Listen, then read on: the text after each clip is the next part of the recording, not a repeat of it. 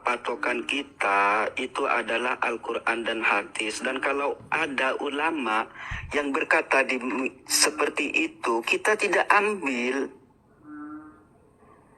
Nih, Paulus percaya bahwa Al-Masih adalah hamba. Ini Paulus yang mengatakan. Ini ada di surat Yasin, Ya terus. ayat 14. Iya terus, di surat Yasin apa tafsirnya? Ini sama atau enggak? Kamu jujur aja. Di surat Yasin apa Ya, tafsirnya? kamu jujur aja. Ini Paulus di sini sama di dalam Alkitab sama enggak? Paulus di sini ya, yang menurut Ibnu Katsir sama. Sama. Tapi kita tidak ambil. Orang Islam Sama pun apa tidak enggak? ambil. Oh enggak, sebentar. Sama, Sama enggak? yang di Ibnu Katsir.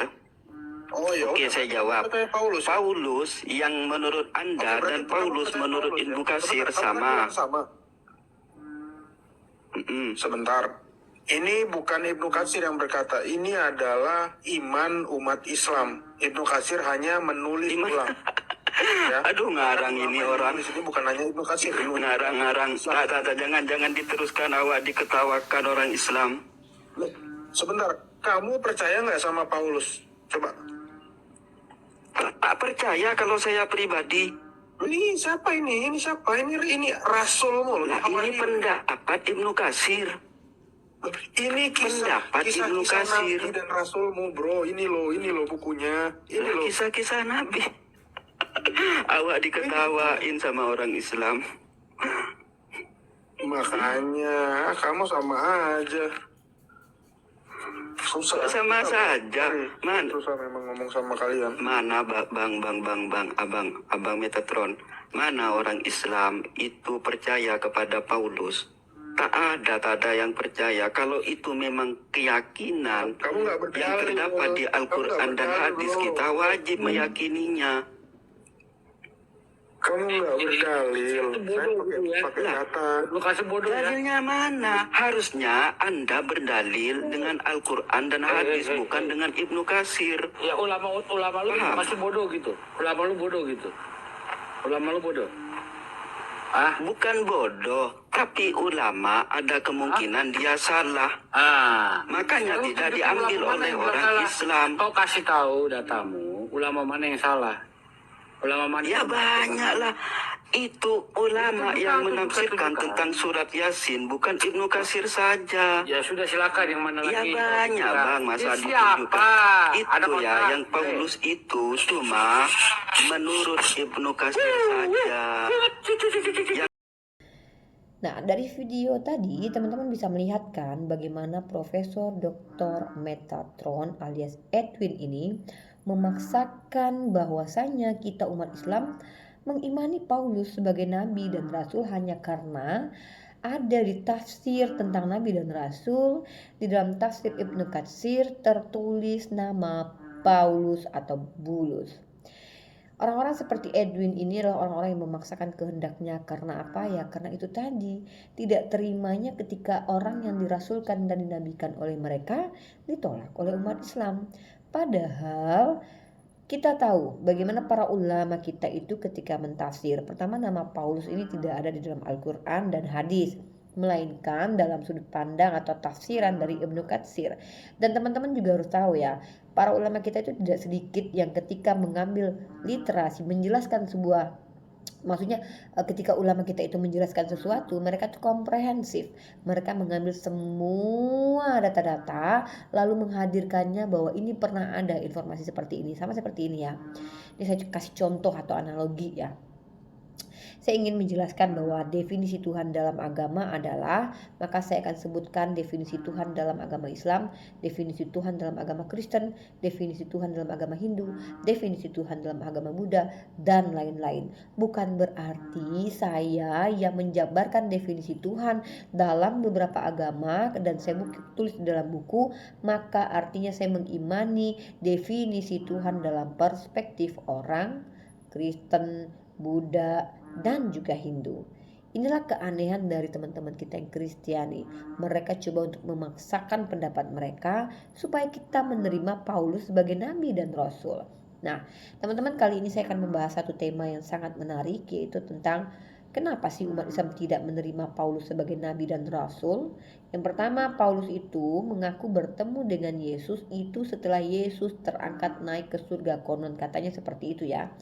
Nah, yang kedua, kenapa Paulus ini dia tidak pernah bertemu dengan Yesus ketika Yesus ada di dunia yang dia sejaman dengan Yesus? Yang ketiga, bukankah Paulus adalah orang yang membenci ajaran Yesus, bahkan melakukan pembunuhan dan juga penyesahan terhadap murid-murid Yesus?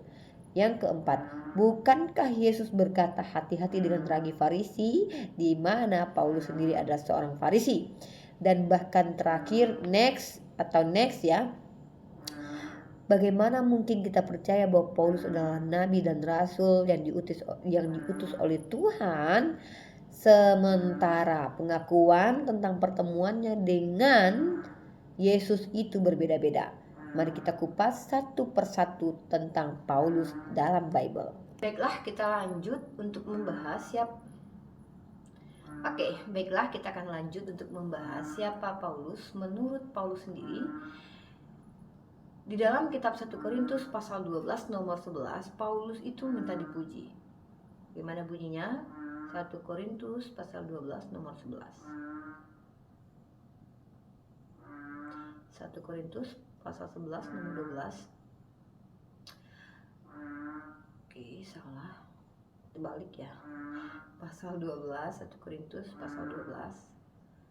1 Korintus pasal 12 nomor 11. Oke, salah lagi saya. Oh, ternyata saya salah.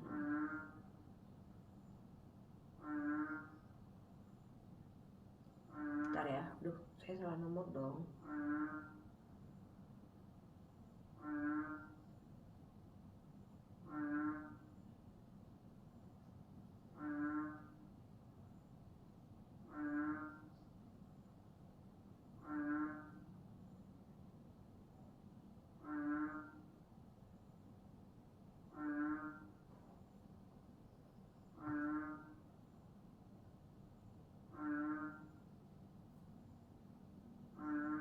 Ya teman-teman.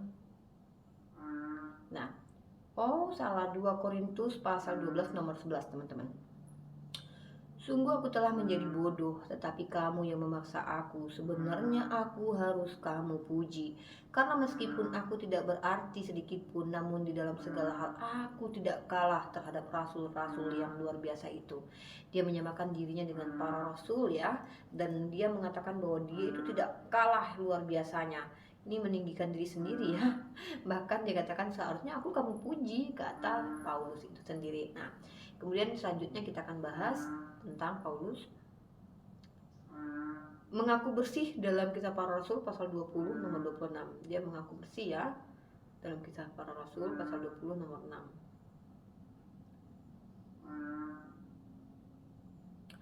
Sebab itu pada hari ini aku bersaksi kepadamu bahwa aku bersih, tidak bersalah terhadap siapapun yang akan binasa. Wow, keren banget nih Paulus nih. Kemudian dia berpendapat tidak menggunakan tidak menggunakan firman Tuhan. Ada dalam 1 Korintus pasal 7 nomor 25 sampai 6. Korintus 7 ya.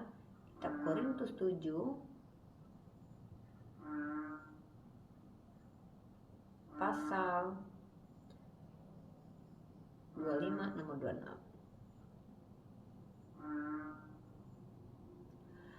Aku berpendapat. Nah, ini dia. Sekarang tentang para gadis. Untuk mereka aku tidak mendapat perintah dari Tuhan, tetapi aku memberikan pendapatku sebagai orang yang dapat dipercaya. Karena rahmat yang diterimanya dari Allah, aku berpendapat bahwa mengingat waktu darurat sekarang adalah baik bagi manusia untuk tetap dalam keadaannya. Ini adalah pendapat pribadi dari Paulus ya teman-teman ya. Tuh.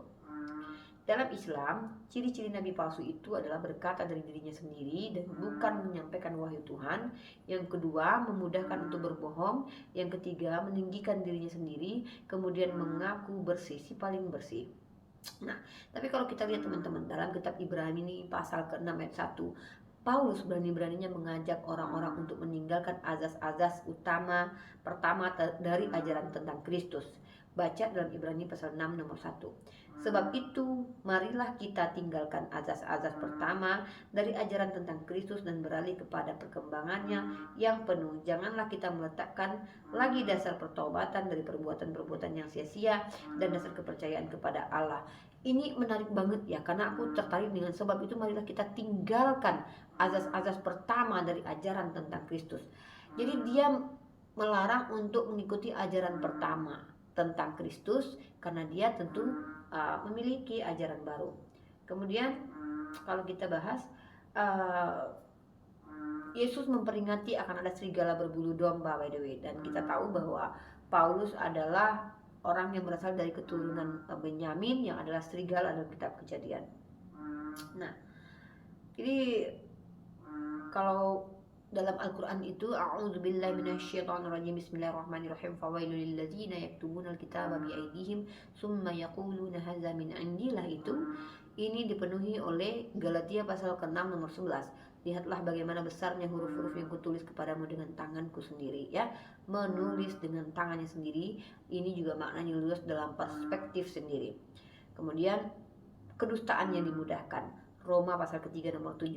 Tetapi jika kebesaran Allah oleh dustaku semakin melimpah bagi kemuliaannya, mengapa aku masih dihakimi lagi sebagai orang berdosa? Dalam Korintus pasal 11 nomor 17. Apa yang aku katakan, aku mengatakannya bukan sebagai orang yang berkata menurut firman Tuhan. Baiklah, aku sendiri tidak merupakan suatu beban bagi kamu, tetapi dalam kelicikanku aku telah menjerat kamu dengan tipu daya. 2 Korintus pasal 12 16. Aduh, ini banget ini. Aku nggak tahu ini versi tafsiran berapa ya guys, tapi di situ tertulis teman-teman kalau melihat Bible itu banyak sekali tafsirannya, perjanjian tafsir lama, tafsir baru gitu ya. Nah, kurang lebih seperti itulah teman-teman. Jadi si Edwin masa sekali ya kalau kita ini harus mengimani Paulus sebagai seorang nabi dan rasul gitu. Sementara kita tidak diperkenalkan Paulus sebagai nabi dan rasul baik di dalam hadis ataupun Al-Quran. Tapi yang saya lihat Edwin memaksakan pendapatnya gitu loh. Kalian itu kan, kalian ini kitab kalian harus mengimani bahwa ini adalah Paulus, ini adalah nabi, bahwa dia adalah seorang utusan. Aneh gitu loh, memaksakan pendapat gitu untuk diterima gitu. Ya buat apa gitu loh, kita nggak diperkenalkan nabi kita kok. Siapa Paulus ini? Kita nggak tahu siapa Paulus ini gitu loh. Ya, ini kalau kita bicara tentang Paulus ya, saya akan tunjukkan beberapa data lagi.